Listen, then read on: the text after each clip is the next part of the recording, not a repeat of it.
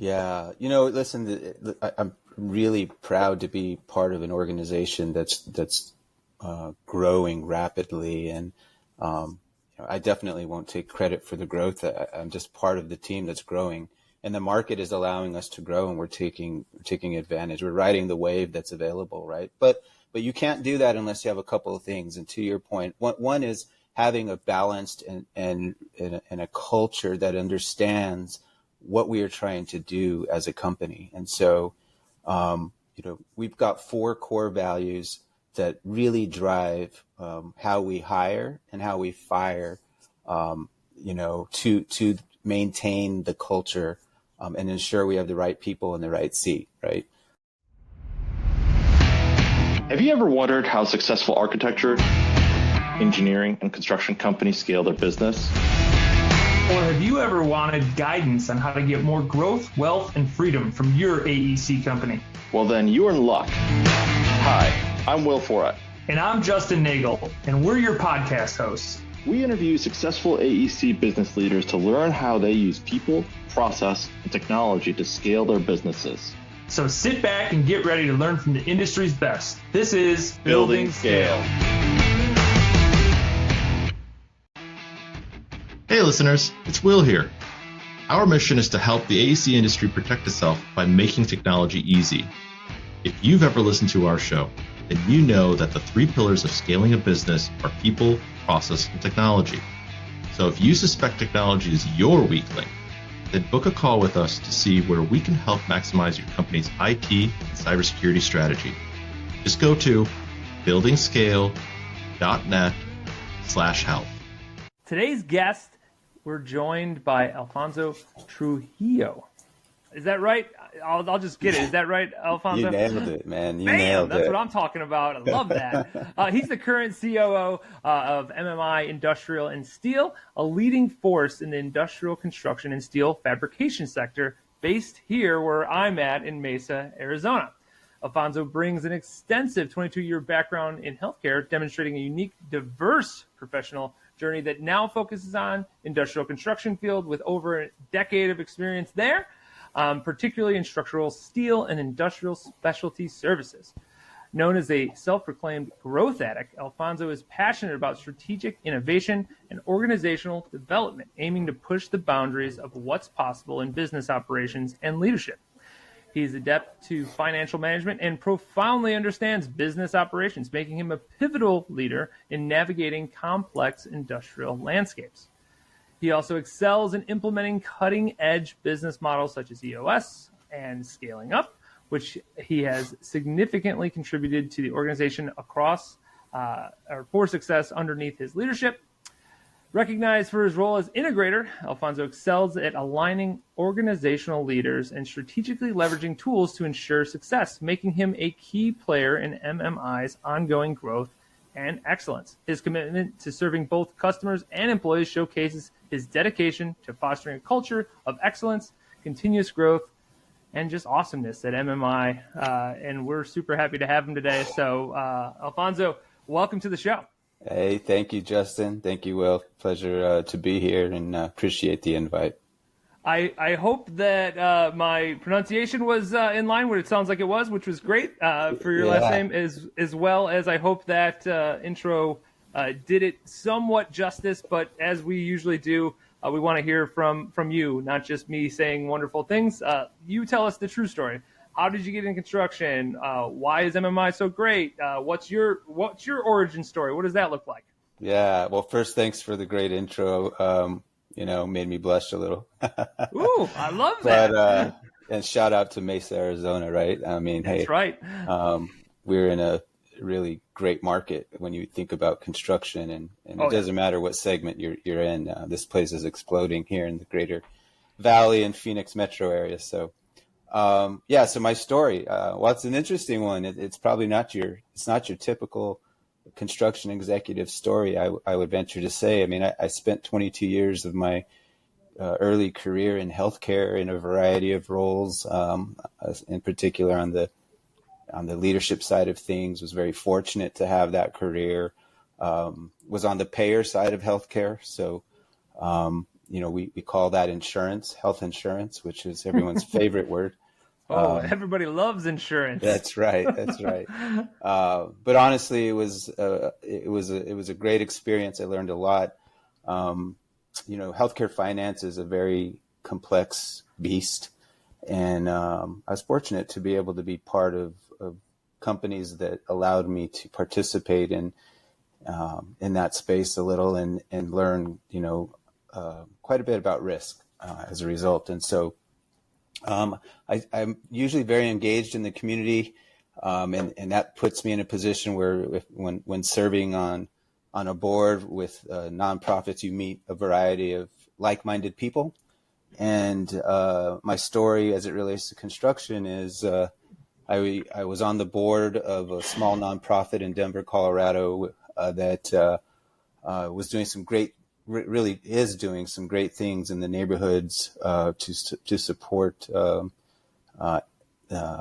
We would call them elderly, but it's, you got to be careful of that these days. And but basically those that are in a season of life that they may need a little help, and so worked with a couple guys on the board for a few years, trying to expand services to local neighborhoods and the aging population. And in doing so, one of the board members that I worked with was owns and runs a industrial coating company just north of Denver. And he and I got to talking about working on some projects together. And long story short, he thought I could help him, and I thought he could help me, and we joined forces, and I went to go work for him. And his company at the time was nearly a 40-year-old company, second gen, and had some growth, some organic growth.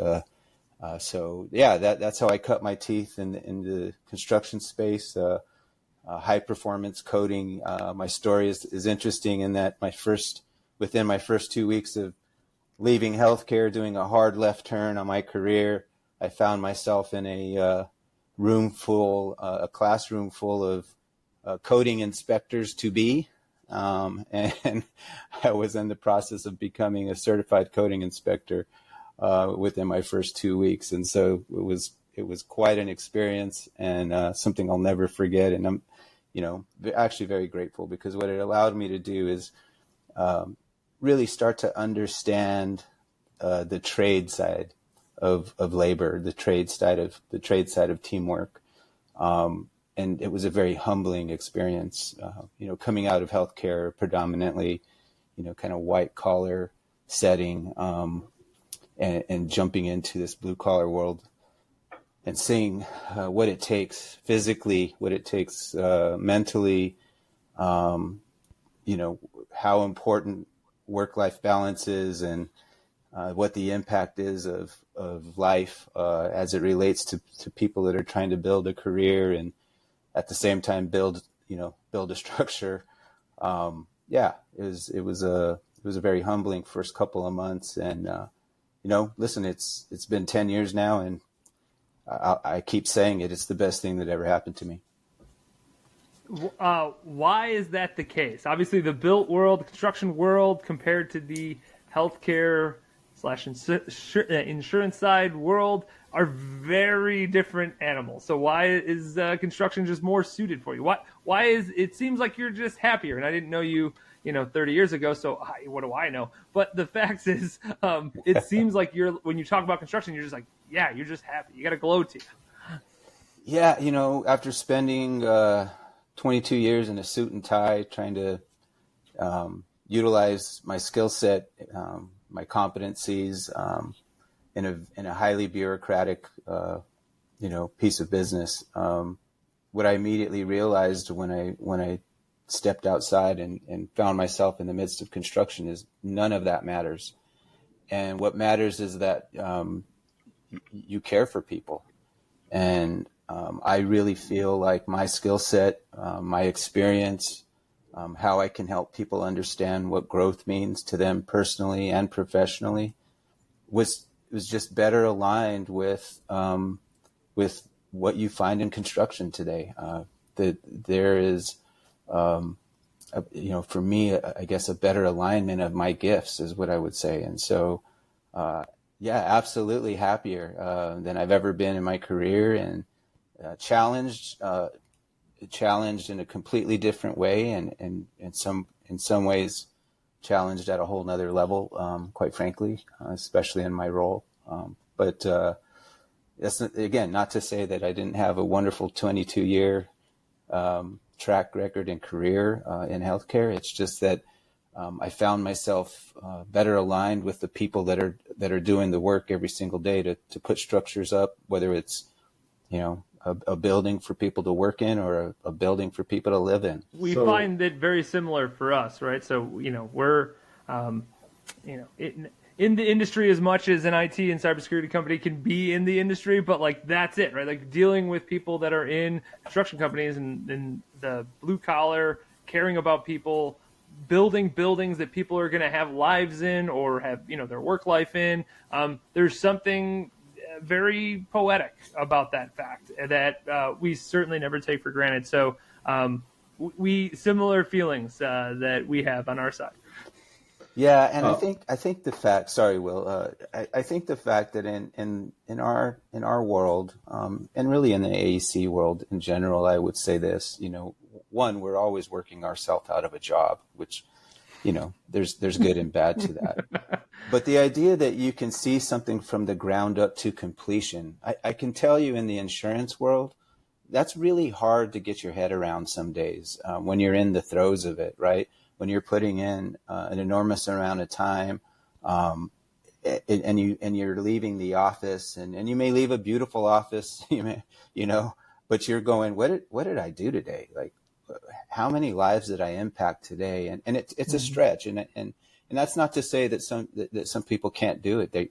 I know people that have been in the health insurance business for 40, 50 years, and they would say they don't have a problem recognizing that. For me, I didn't have it. It was not there like it is in the construction space, where I can see not only a project come to fruition and feel accomplished, but the people doing the work, how they feel accomplished, and how proud they are of a project when it's all said and done, and they can share that with their family. And in some cases, if they stay in the community, they can share that with their family for generations, right? How many times do they drive down a road and say to their son or their daughter or their grandchildren, hey, I helped build that. I helped build that stadium that the Cardinals are playing in, or that arena that the Suns are playing in, or that stadium that the Diamondbacks are playing in. I mean, that's the type of impact that I think we're talking about here. Yeah, so, I love that. I love that, and we want to talk a little bit about your accomplishments, because I think your growth and how you've learned, and even how you've applied, has really helped towards the accomplishments. So I want to start with the accomplishments first. You've doubled essentially the employee base and the revenue in the time frame that since essentially you've started with Alfonso, since you started, right? Yeah. Talk a little bit about core values, and then talk a little bit about core values, and then sort of your coaching, what tools do you use for just retaining people, hiring people, etc. Yeah. Listen, I'm really proud to be part of an organization that's growing rapidly. And I definitely won't take credit for the growth. I'm just part of the team that's growing. And the market is allowing us to grow, and we're taking advantage. We're riding the wave that's available, right? But you can't do that unless you have a couple of things. And to your point, one is having a balanced and a culture that understands what we are trying to do as a company. And so, we've got 4 core values that really drive how we hire and how we fire, to maintain the culture. And ensure we have the right people in the right seat, right? And so, happy, hungry, hardworking, and honorable, those are our 4 H's, as we call them here at MMI. Those are instrumental for us as we are out recruiting the best, retaining the best, coaching up the best. And when we get a little sideways on occasion with employees with respect to performance, it's very easy to tie that back to a core value that is being missed. 99.9% of the time, that performance is related to a core value that is being missed. And so we give people opportunities to fix that. And if they can't, the honorable thing is to say, hey, it's just not a good fit, right? And so having that commitment with respect to the leadership and how we are building teams, and really the importance there when you're thinking about culture in an organization. It's one thing for me as the executive and for the rest of the executive to embrace the core values, right? Really where it matters with regard to having culture root within the organization is at that middle management level. If those middle managers aren't bought in, then there really isn't any culture per se. You have to get them to really embrace it and coach to those core values daily.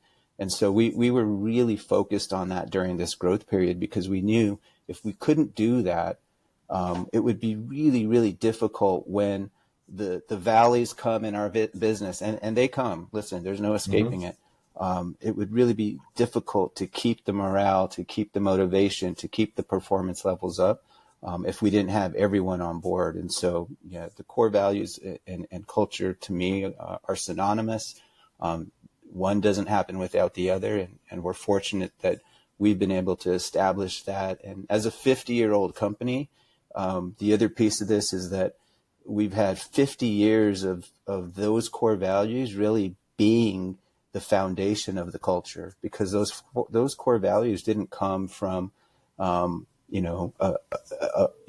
strategic planning meeting with the executives in a room whiteboarding and saying these are the 4 words that we're going to use, right? It came from recognizing that our current owner and his father, these were the values that they demonstrated day in and day out. And so when we think about high performance employees, those were the 2 highest performing employees over the last 50 years. And it's why the company is still standing. And we were going to carry forward those values and know that that's what started the organization, has grown the organization, and will scale the organization into the future. Okay, there's a lot to digest there. And just for the sake of, so we understand numbers here, you're over 300 employees. MMI right now is like over 300 employees, right? Not quite. We got up to 300. We're down. We were just short of 300 during the high peak season last year. We're down closer to about 200 right now because some of the work is stabilized here in the market. But so one of the things that we talked about early on, pre-interview, is EOS versus scaling up, right? And we've definitely talked about this on the podcast before, but you actually have experience with both. And so what's the difference? What are you using now? Why one versus the other? Yeah, I've been fortunate to be part of both of those models, those growth systems. MMI is a scaling up company. This is an initiative that started before I started. They had already been on board with scaling up the better part of about a year and a half. So let's just say we're 3.5, 4 years into our scaling up commitment. And I left an organization that was 3 years in on EOS. And so it's been an interesting compare and contrast for me. And listen, the bottom line is that they are very similar. They're more the same than they are different with respect to how they move the needle for an organization, how they scale an organization. I would say the nuances there are going to be in the simplicity of the models. So EOS to me is a little simpler to implement. Their toolbox is really easy to understand. I think that you can get really good traction, no pun intended. You like that? Yeah. So you can get really good traction. And the reason why you get good traction is that it happens quickly in EOS because of the way they've simplified the approach. There's 2 things that I think stand out compared to scaling up. And that is the people analyzer tool. the ability to really understand if you have the right person in the right seat and why you do or don't, and the scorecard approach. Those two things, the scorecard approach specifically, to me, is a very simple approach, and helps mid-managers connect the dots quickly. And you don't have to have an in-house statistician trying to figure things out and, helping people understand what they're looking at. So, but that to be said, scaling up has its own strengths. There is definitely a little more complexity with scaling up with respect to really driving the strategic initiatives down through the organization. And what I mean by that is taking the strategy from the executive to the upper management, to the mid management, and even to that next layer of what I'd call entry management. So those would be foremen and superintendents in our business, right? We've got foremen and superintendents engaged in our strategy, and scaling up really, in some ways, kind of forces you to do that in order to see the movement, to get the needle to move. Because without those lower layers of management, there's too many rocks to be pushing at the top, and there's not enough people at the top to push them. And so, both are effective. I think at the end of the day, you have to be committed to a strategy, you have to be committed to executing, and you have to have accountability. And both models have a way of making sure that that's part of it. Do you feel just based on let's say execution, based on seeing kind of both of the models work, does it matter the size of organization as to which model an organization should implement? You know what? I don't know that it's the size. And we say size, let's define that for the purposes of the discussion. Size by the number of employees, or size by maybe revenue. Okay. And what I would say is it doesn't matter. What matters is how much experience you have at the executive level with developing strategies and initiatives and executing them. If you don't have any experience, if no one on the executive team has demonstrated experience in moving strategic initiatives through the organization and specifically scaling the organization, then I would say EOS is probably the best place to start. To me, it is better aligned for helping people who've never really been exposed to strategy development, strategic implementation. It's just better aligned there. And I think Gino Wickman is an incredible author and does a phenomenal job with explaining that in traction in layman's terms, and can get people to get that light bulb to click on pretty quickly. Scaling up is a little more sophisticated. It starts to focus things, especially on the financial side, with respect to how cash is really protected in a little more sophisticated way. And if you don't have some experience with really, strategy and growth and accountability, all the things that you would get exposed to in EOS, for example, you would find that scaling up might take a little bit longer to really start to press into the organization, because your leaders would struggle a little bit with understanding what are we doing and why are we doing this. So does that answer your question well? So size, I don't like to say it really depends on your size. To me, it's really what's the experience of the leadership as it relates to overall strategic implementation. So I like to consider that as sort of business maturity and acumen around, so managerial and leadership acumen, right? So correct. So how do I make some, quote unquote, I'm going to put in quotes, make someone do something, right, without actually making them, right? This we're not a slave state, but the accountability piece is how that's done. And this can be a mystery to those that have never done it or have had success, but don't really understand how they've had the success, right? Trial by fire, trial by error, and what motivates human beings. So there is definitely a psychological piece, as well as trying to figure out what's the number that aligns you to the thing that you're trying to achieve and attain without saying, well, this is a dollar amount, right? Yeah. We're trying to achieve it in a dollar amount. It could be time, it could be whatever, some sort of average. So, so if you're comparing the two systems, having a little bit more business acumen and experience around holding people accountable, right? And what about the authority side, right? Trying to keep someone accountable. How does authority play into this? Do you understand what I'm asking? I think I do. I think like giving authority versus not, like autonomy. Yes. Yes. Versus not. Yeah. Yeah. I think, and that's the power of having a growth system, right?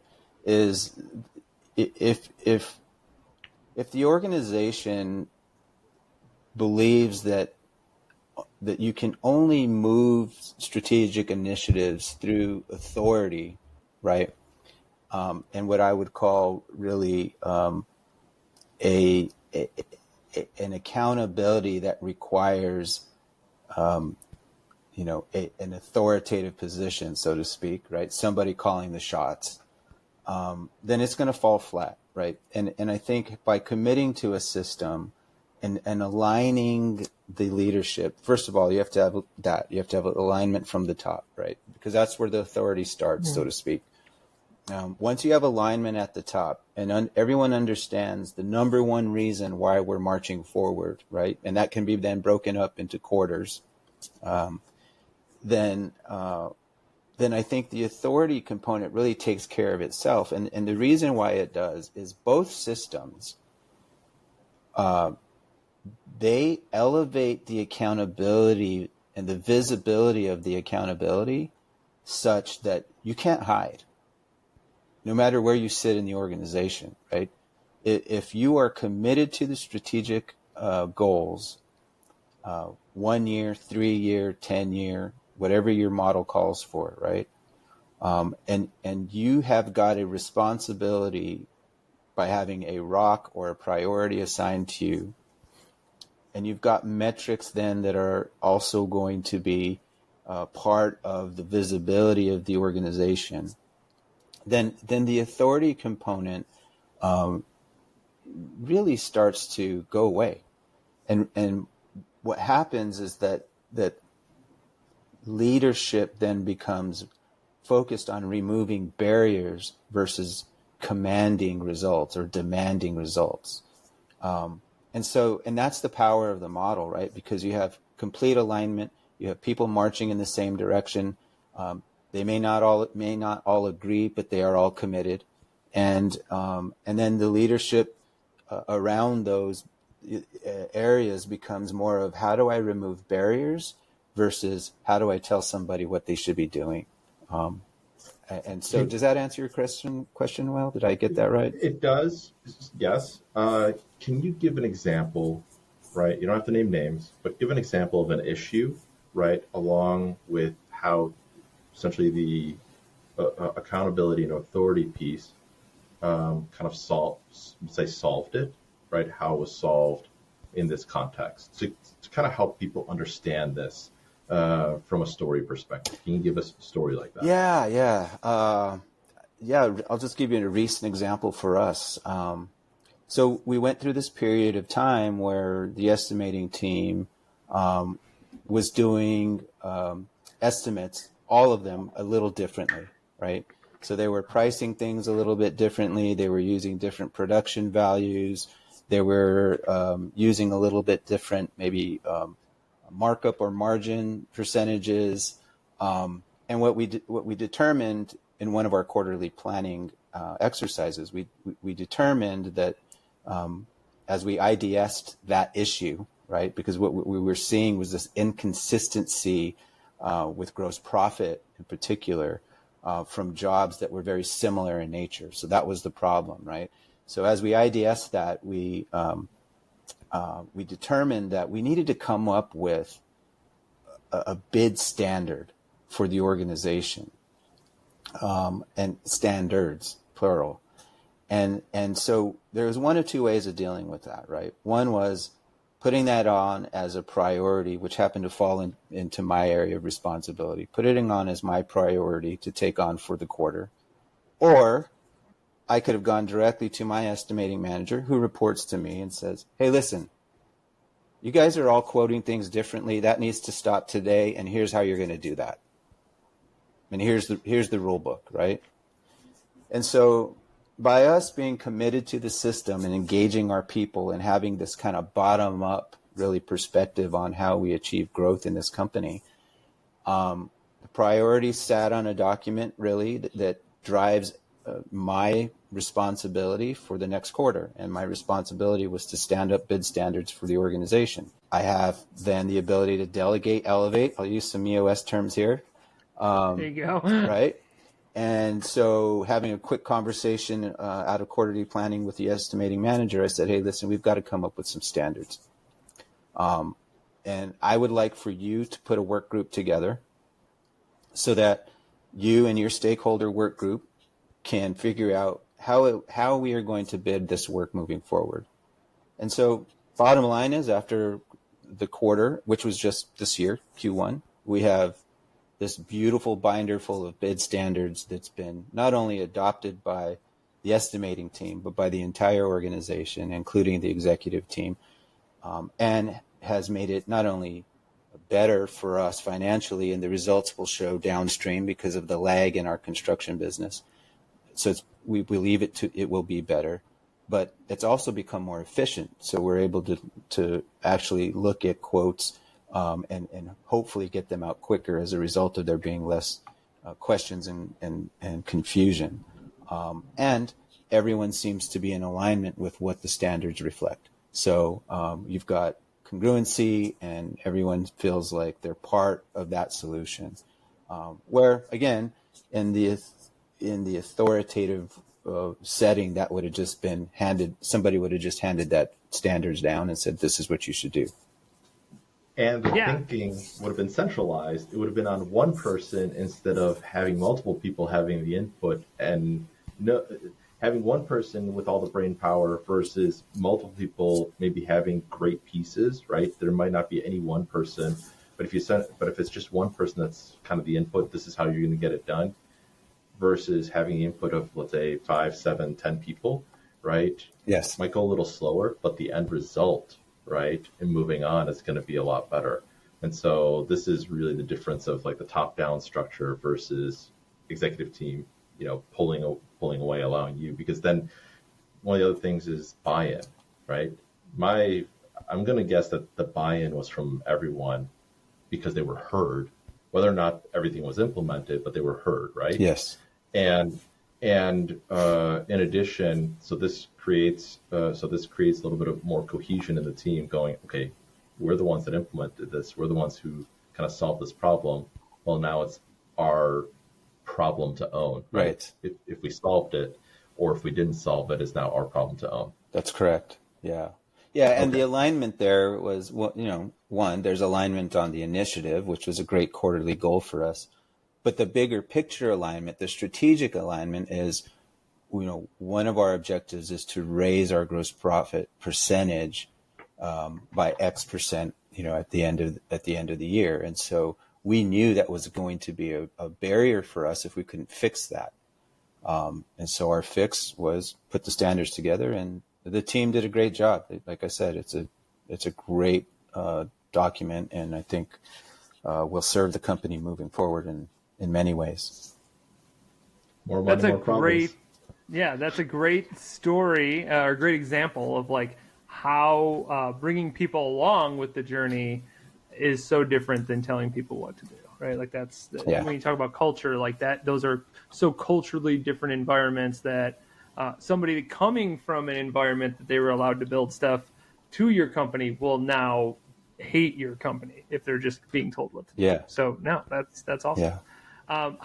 So growth is always on your mind. So how do you know when, or what are the checkpoints that you make sure that you're not going over your skis with growth? Because growth is amazing. Everybody wants to grow. Nobody questions that. However, there are limitations to that in most scenarios that you can't just, go from I sell books and then 2 weeks later now I'm Amazon multi-$100 billion, $1 trillion company, whatever it is, right? Like you can't do that in a year. That's not how it works. So how do you make sure that you're not getting over your skis when you're on your path to growth? Yeah. Listen, and again, both models have really good scorecards. One I think is easier than the other, but all that to be said, our scorecards and our KPIs, those are visible at the executive level every week. And then even in our meeting rhythms is a scaling up terminology. And that's the meeting rhythms are happening at the mid-management level too, and they have their own set of KPIs and metrics. And so those are visible every week. They're on the agenda. At the executive level, we look at a couple of different things. One, we look at the number of hours on the production side. So we've got a forecasting tool where we see what our capacity should be given our business, but given our backlog, I'm sorry. And so we track where our labor hour forecast is relative to the backlog. It's very easy for us to plug in our backlog work in our model. We've got a color-coded model that turns red when we are over our skis, for example, with labor. And we've got to either hire up or we've got to potentially subcontract if it's fabrication, for example. We could go to some of the other fabricators here in the market. Same thing in the field. So we've got schedules that really are being managed, and a lot of that labor time is reported on every week. We've got a couple of indexes that we've created in our KPIs, our cost performance indexes for every division, and we've got 5 distinct divisions here at MMI. And so anytime that I see something that is over 1.0, it tells me a couple of things. Either we completely overbilled on the project, or we're working a lot of overtime there. And we've got to figure out how to dial that back, make sure the guys are getting a breather. And some of that could be throwing in another shift to going back to the contractor and asking for a day off, that type of thing. If it's under 1.0, then I know we've got problems with the job and something's not aligned there with us having enough labor. So yeah, I mean, we've got, bottom line is we have metrics in front of us at minimum once a week that tell the story to make sure that we're staying balanced with our growth. It's not easy. Growth is, it's fun. It's exciting. It looks great on the P&L. But from a people side, it's tricky for sure. Yeah, growth is the saying. Growth is expensive, one way or the other, right? It's time or money. You don't grow in other ways. It's either somebody's working more or working harder, or somebody's putting in money, right? Like that's it. But when you talk about the people side, that is it comes with its own challenges, right? It's one thing to if you had to sub a piece of work out, that's one component. But when you bring somebody into the team, obviously you want your 4 H's to be in place with them. Your mission as a company and like what you want to do, or your core focus, or your BHAG, I believe, is in scaling up. Is what it's BHAG, called. Yep. So big, hairy, audacious goal for those out there that don't know the acronym.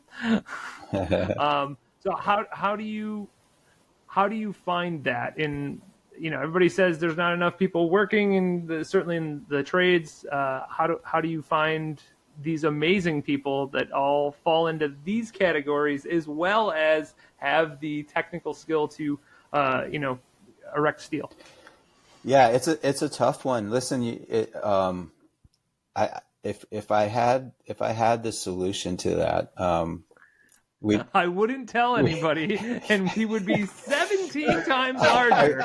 Yeah.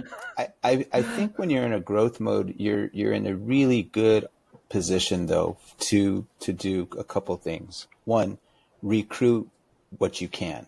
Okay. And I will take the Phoenix market right now over the last, say, 36 months. The market has seen an influx of out-of-state labor coming in. Okay. That's an opportunity for us. Okay. If you look at it that way, and we did as a company. I wanted to know, and when you're growing as fast as we're growing, and part of that is getting increased scope of work on a job that wasn't planned for. So when you're doing a good job, usually the contractor wants you to do more, right? Those are the little spikes in growth that I feel like create opportunities for getting talent in-house. Because what it forces you to do is, now I've got to go to a contract labor company who's going to supply us with some quick labor, right? It's very expensive. It's not an ideal place to be when you're trying to put bodies out there.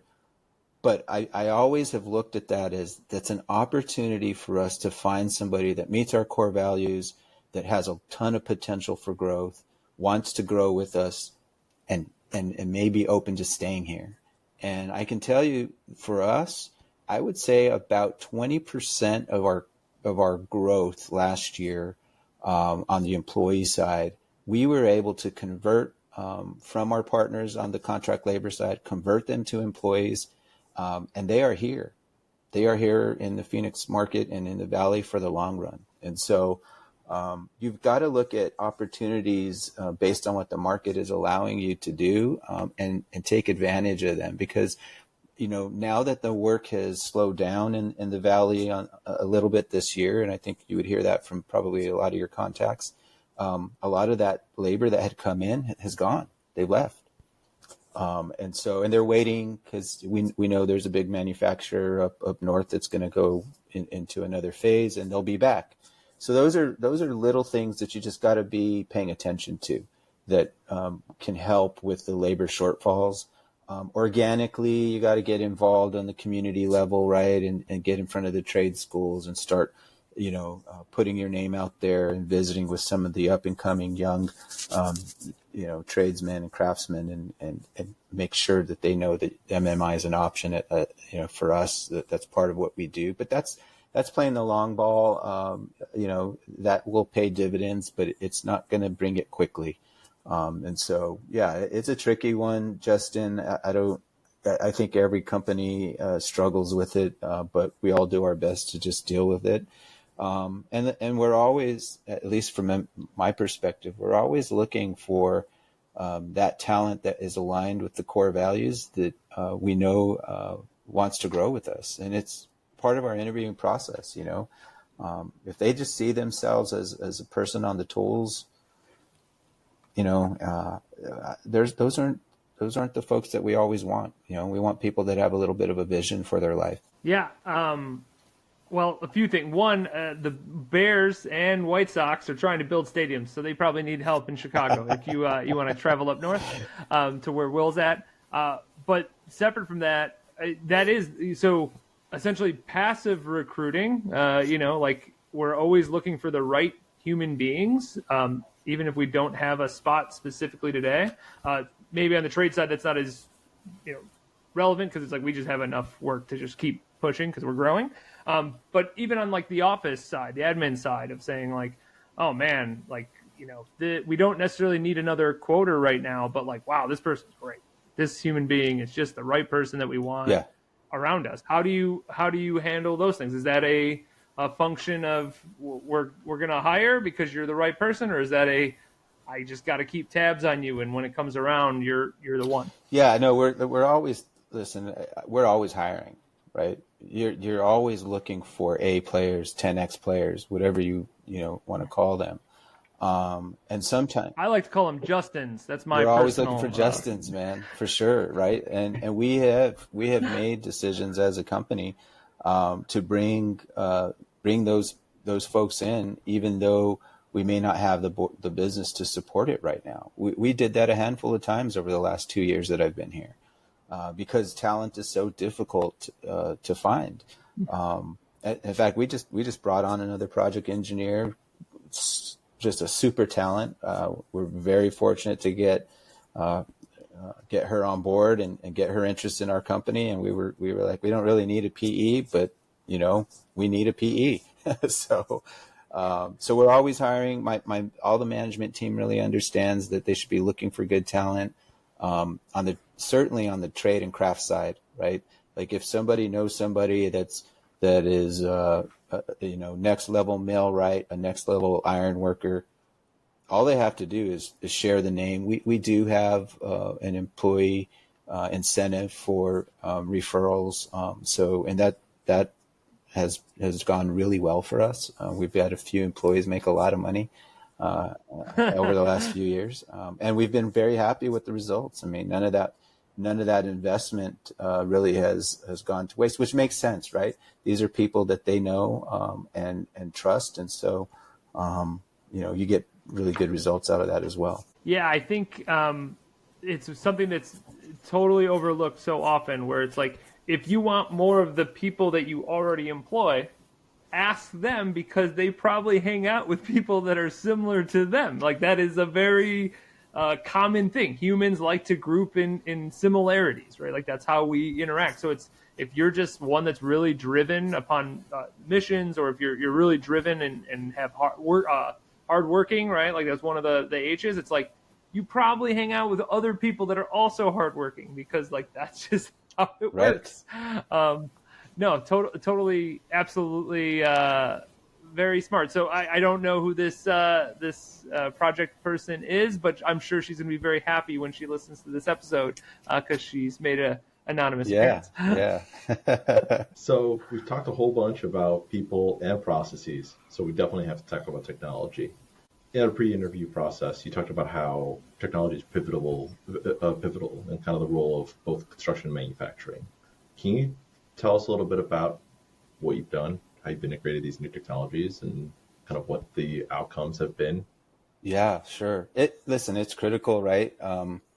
There's no escaping technology. I think for a long time we felt like in construction we could stiff arm that and get away with it, especially if you're. We're so happy you've come around to that idea, by the way. As IT and cybersecurity experts, we're super stoked about that. Yeah, I bet.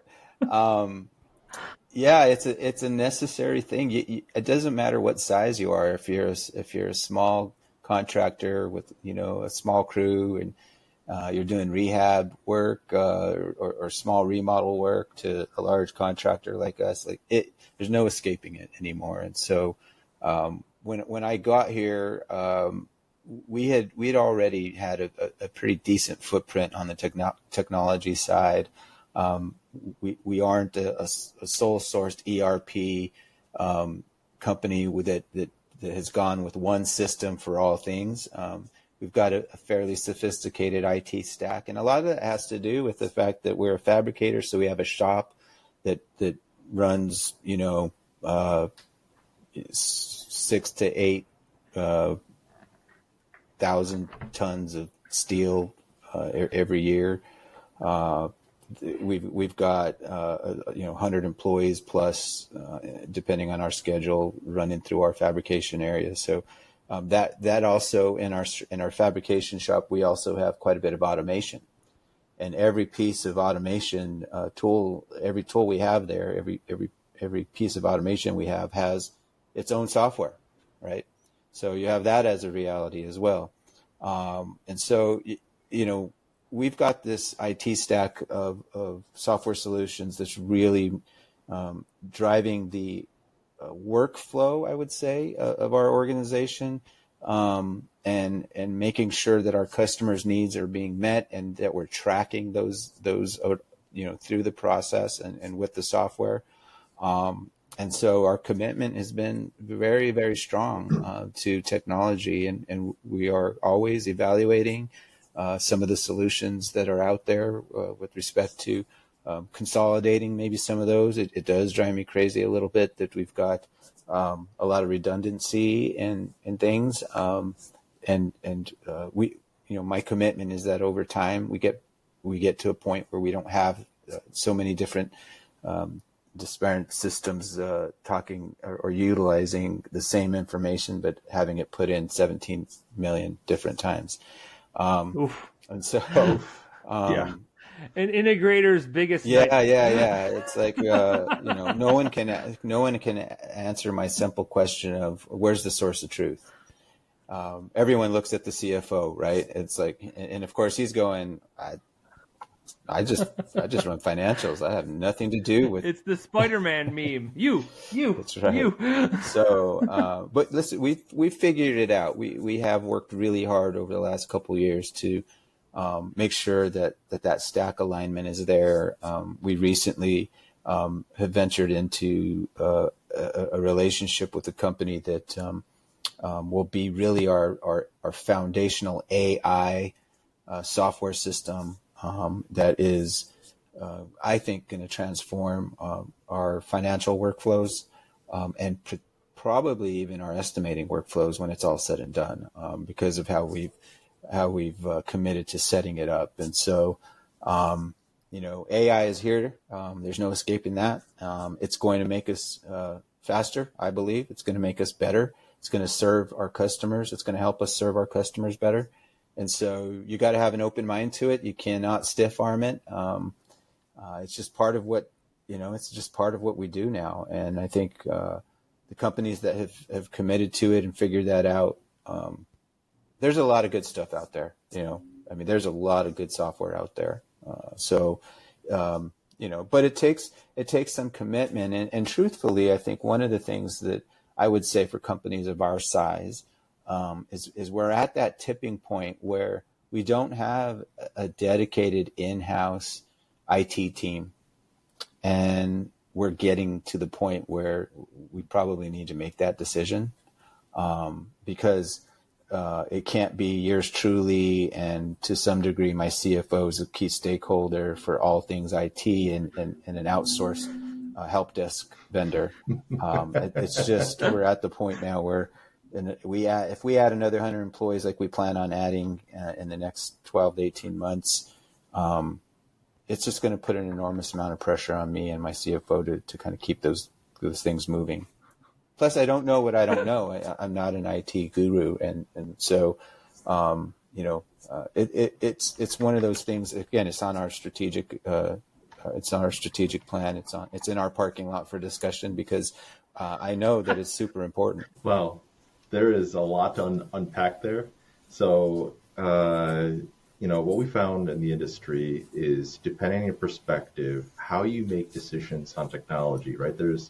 I loved how you kind of talked about this. There are those that are technology forward, and I feel like those that are technology forward have not gotten bitten in the past by software, or have just they've entered the industry after the software industry has actually bitten the company. Yeah. Right. And so, because in the medical industry, for example, software is huge, right? It is like a big thing in terms of implementation, right? But the built world industry, AEC, specifically the C side, they've been laggards in all things technology, right? So can you talk a little bit about how do you decide to implement a new technology? And let's forget the simplicity part for a second. How would you decide, how do you decide to implement something new? Yeah. For me, I look at core process noise. So do we have a lot of noise with a core process? And is it creating issues for our customer? Those are the questions that I always ask. And if we go and we look at the core process and we see that it's a super manual process with lots of human input, which means translation, lots of potential for error, then I start looking at, okay, what software is available to help close that gap? And some of it we already subscribe to, right? Like the Office suite is a very, very, very powerful piece of software.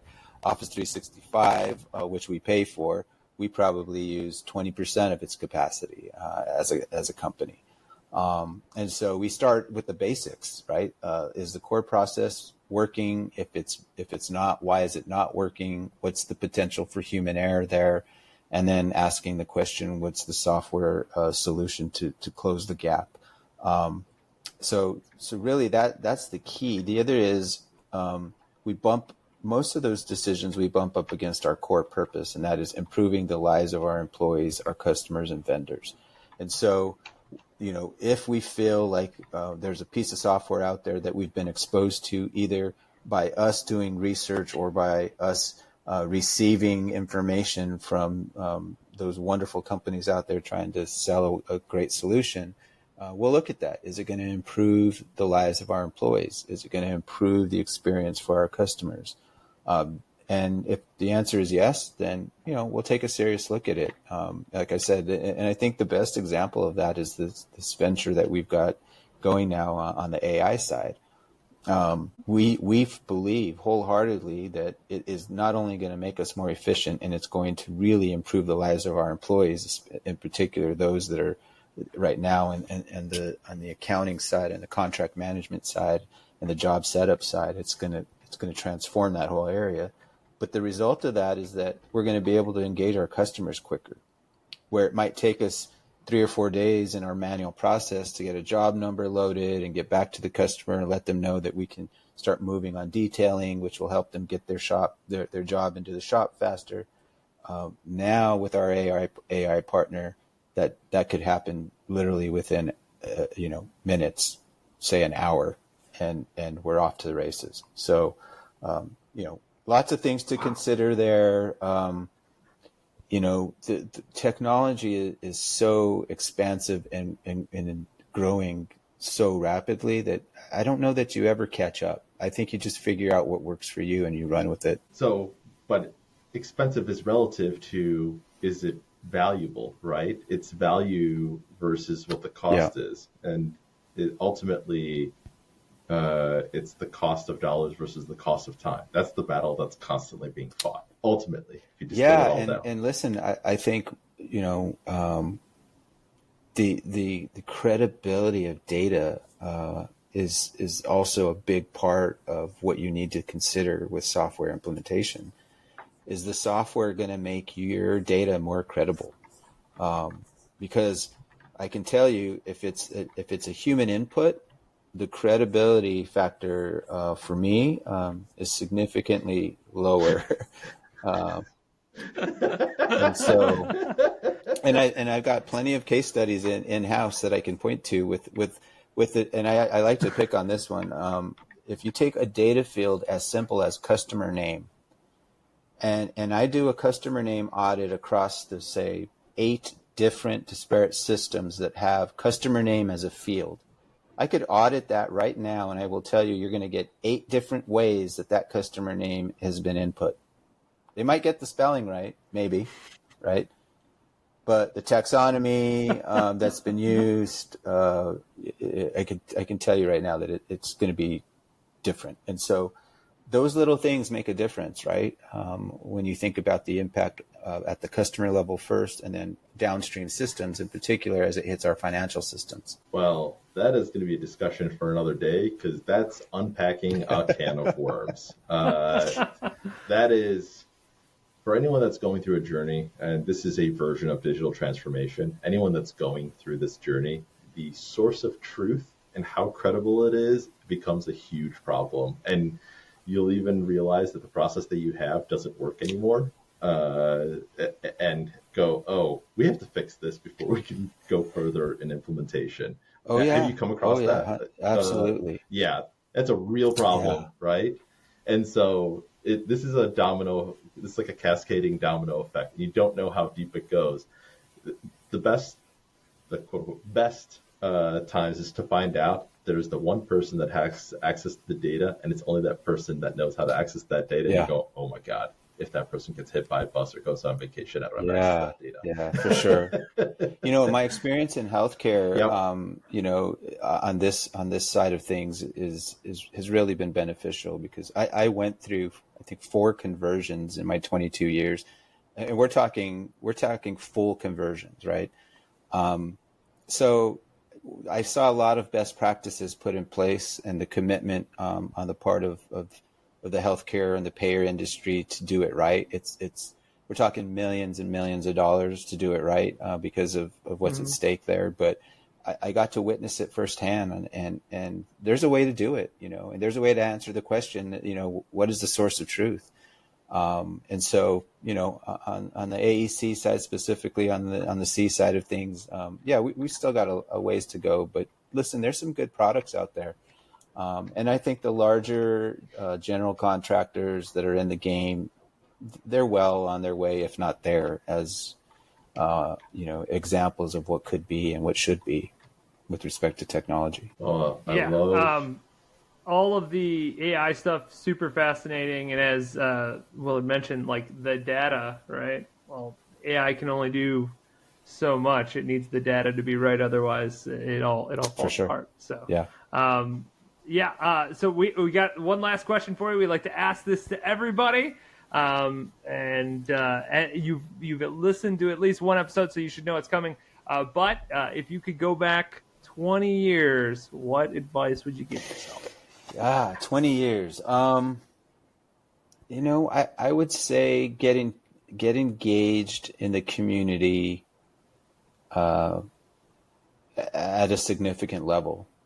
I think when you're in your, well, I guess now it would be 20 years ago, I'd be in my 30s, not in my 20s. My gosh. When you're in your younger career, it's very easy to be self-absorbed. And I would say stop, pause, recognize that you're part of something bigger, that you live in a community that needs your gifts, and serve. Because when you do that, I can guarantee you this, for anyone that's listening, that's in the early stages of their career, your trajectory for your career will take off by serving the community. So that's what I would do. That's a great answer. Not one we've had either. So I love that answer. It's great. I love that. Yeah, it's very unique. This has been a blast. What if somebody wanted to get a hold of you or wanted to get a hold of MMI? What's the best way for them? Just go to the website, MMIindustrial.com. All of our contact info is there. Our whole story is there. We blog quite a bit. We've got a very active blog, so you'll learn a lot about what we do and what are key components of our business. So yeah, MMIindustrial.com. Awesome. And then would you like to tell anything to the people before we say our goodbye? Oh, hey, listen, it was a pleasure being here with you all. Thanks for your time, and go chase it hard every day and get after it. Love that. I had an amazing time. I enjoyed talking to you, Alfonso, extraordinarily. I thought this was awesome. Yeah, Will too, big shit-eating grin on his face, so that's how you know he had a good time. And you're smiling as well, so we're in good company. So to our listeners, I hope you had as much fun as we did, and until next time, take adios. care. Adios. Thanks for listening to Building Scale. To help us reach even more people, please share this episode with a friend, a colleague, or on social media. Remember, the 3 pillars of scaling a business are people, process, and technology. And our mission is to help the AEC industry protect itself by making technology easy. So if you think your company's technology pillar could use some improvement, book a call with us to see how we can help maximize your IT and cybersecurity strategy. Just go to buildingscale.net/help.